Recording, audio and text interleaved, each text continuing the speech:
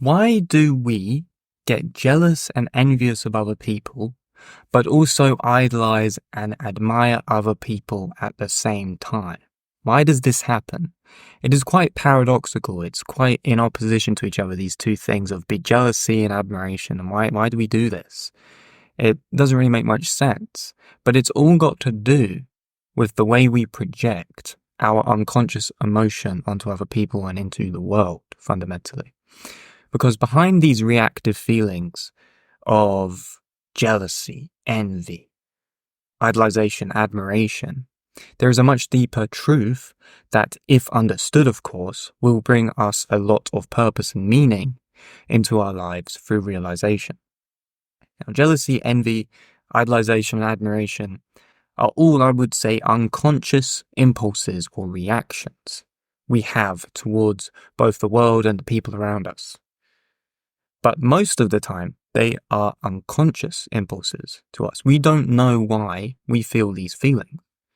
This is because most people, most of us go off impulses.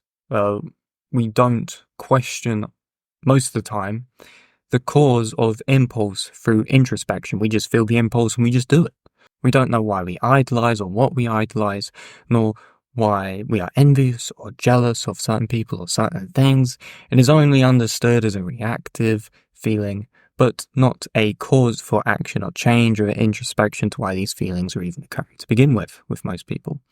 So the reason to why these feelings can be transformative, of course, when we understand them properly for ourselves, is dependent, of course, on our ability to perceive and judge them, because they are all rooted in the idea of the shadow, and integrating them correctly will lead us towards more of a positive and personal transformation for ourselves. So, for example, I'll get straight into it. Envy is a misunderstood compulsion to achieve something within oneself that one has neglected.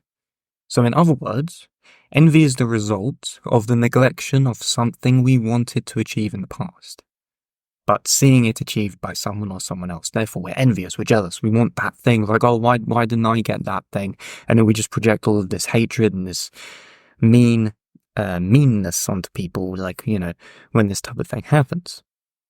Therefore, envy or jealousy is really what it is when it comes down to shadow integration, all this type of stuff, when it comes to trying to understand why we feel the way we feel.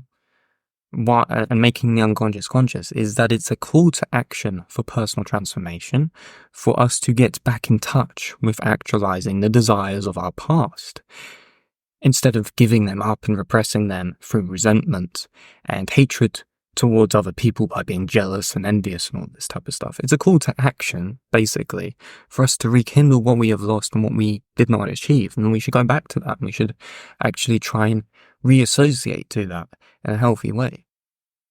This is one way we would integrate the shadow when it comes to envy and jealousy, when we realize why we're even envious to begin with, and then do the internal work. But interestingly enough, we get the same dynamic playing out with regards to idolization and admiration, but in a different way. It's the same coin, but flipped on a different side, basically. Idolization is the projection of our own unrealized, untapped potential. This is the opposite of owning the desire of what we want to become ourselves, but instead becoming a fan or admirer of what we desire to be through projection. This could be for many reasons, of course. It could be down to low self-esteem, could be lack of confidence, or simply just being unconscious of the fact that we are projecting our admiration for certain qualities onto other people, rather than internalizing and integrating them for ourselves. But ultimately, when we are doing this, we are doing the opposite of claiming our own truth. We are instead projecting our own truth for someone else to fulfill, rather than ourselves to fulfill.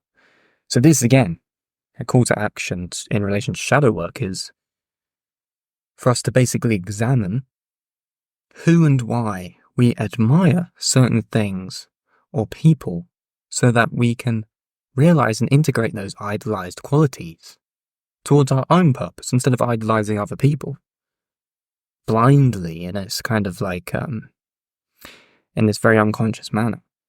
We need to be like, oh, why do I idolize this individual? What qualities do they have? Why do I like those qualities? Oh, actually, those qualities are things I want to fulfill for myself. Instead of being a fanboy or a fangirl of whatever it is that you're finding extreme interest in. And of course, you can find interest in things. There's nothing wrong with being interested in things. But you don't want to be on such an extreme end to the point where you're allowing, through your own fandom, these other individuals to fulfill your destiny as an individual. Because that is what you should be doing. What you should be doing is internalizing those qualities into yourself so that you become what you want to become. Instead of just idolizing things on the external world and projecting your own desires onto other people, instead of actually internalizing them, becoming them ourselves. So that's very interesting. A lot of the time that is unconscious. Extreme admiration, or someone who's an extreme fan of something, or like, what is the essence of this, the reason for you being such a fan? You know, and a lot of time it's unconscious because it's actually a projection of the qualities that you want to be, your untapped potential that you could become, that you need to introspectively become yourself. So those are two examples of the interesting dynamics of shadow work with regards to envy, jealousy, and also with regards to admiration, idolization. So sit down with yourself and figure out, if you are experiencing these two things, why are they occurring? What are the desires that you wanted to fulfill in the past that you neglected? How is that coming up in your projection of envy and jealousy with other people that you see have achieved those things? And how are you going to retap back into that so that you can achieve those things? And with regards to the other, admiration, idolization, figure out yourself, what are the qualities that you are admiring in other people so much to the point where you're neglecting the integration of those qualities yourself, for your own development?